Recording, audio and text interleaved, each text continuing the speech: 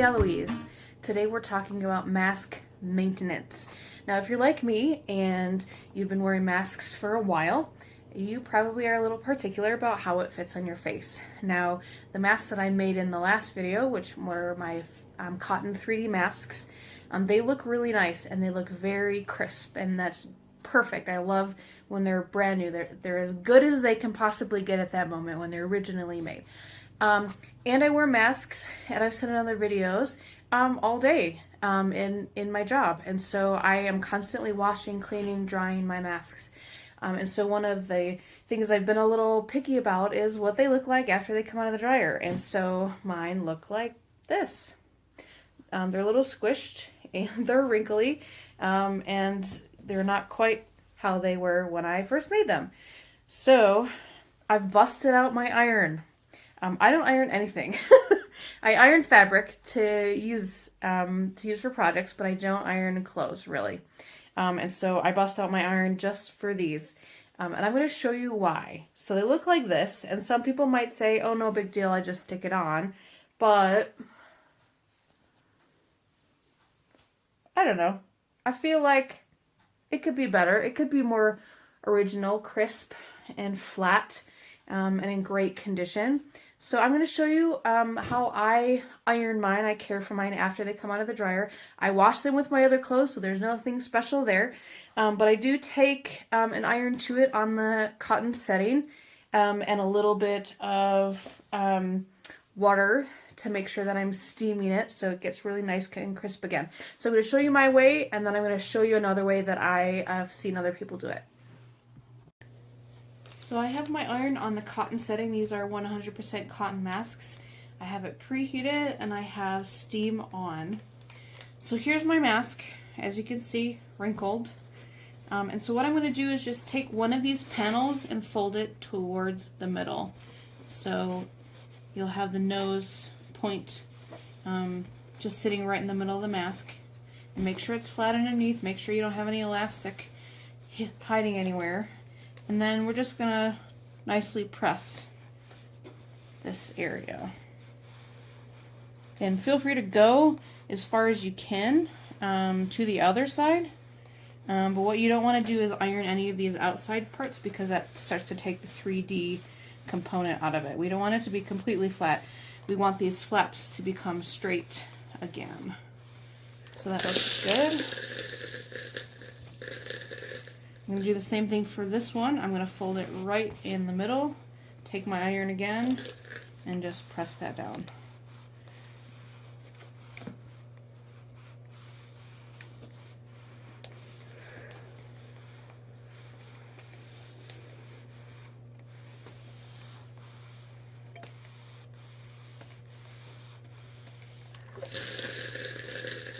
That looks much better.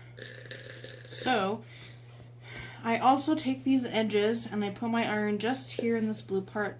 Don't iron your elastic because it will melt and you won't have ear loops anymore. So as you can see, I put it right in the middle, hold my elastic up and make sure I'm not close to the edge, and then just press right in there. And then same thing for the other side.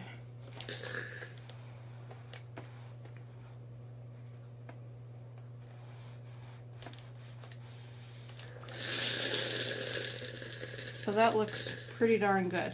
We do have one little wrinkle right here, so I'm going to go back and press this side of it. I'm going to fold my piece back in the middle and get a little bit more time. So if you're seeing that your wrinkles aren't coming out right away, then just spend a little bit more time in that area, because you want the steam to go all through each layer of this mask.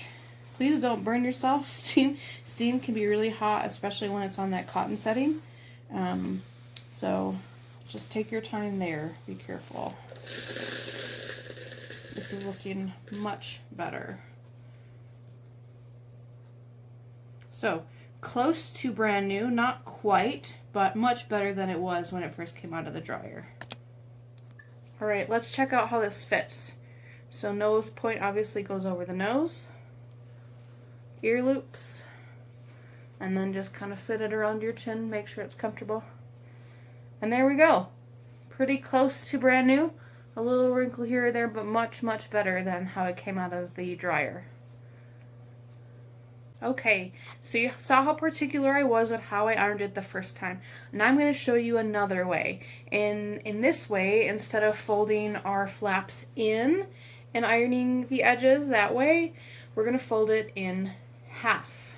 So this is going to give you a different look a little bit. You're going to have a crease right here. It's going to give you that same very nice, flat, crisp fabric again, but you're also going to have a line right down the middle. So I'll show you what that looks like. Alright, so let's take our mask and we're going to match the ends here. So you're going to have elastic going out the same side, and you're just going to, with your hand, flatten it as much as you can. Make sure that your seams are on the outside. Make sure they are not folded, and you need to see those white seams when you're ironing this way. So it is pretty flat already. I'm going to take my iron and just press it this way. Make sure that you have it nice and folded in the center where your nose piece is, otherwise when you go to put it on, it might look a little funny. This gives you a different way of ironing, less restrictions as far as how to do it.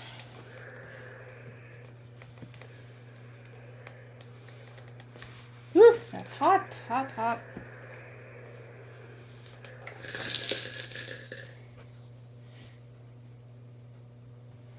So here's our result. So nice and flat, within reason, of course. Here's the inside. As you can see, the things that have made us 3D are now a little bit more flat than they used to be. So let's see how this fits. Okay, so here's our crease. Obviously this goes over the nose again, around the ears. So you have this crease that kind of goes all the way across. So I've seen some people leave it just that way. I don't think it really impacts how the masks, how it works. It just has a different bit of a look to it. So if you're particular about it, you could iron it like this first and then go back and iron your flaps in if you really didn't want that look as far as the line going down the middle, or you could stick with that very first strategy I showed you. Okay, so just to recap, I showed you two different ways that you can iron a mask after laundering it.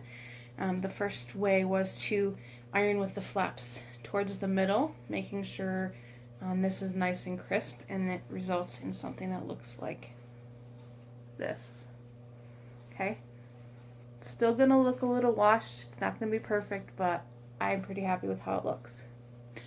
The second way is by folding it in half and ironing all the fabric, not elastic because it'll melt off, but all your fabric. So it results in something that looks like this.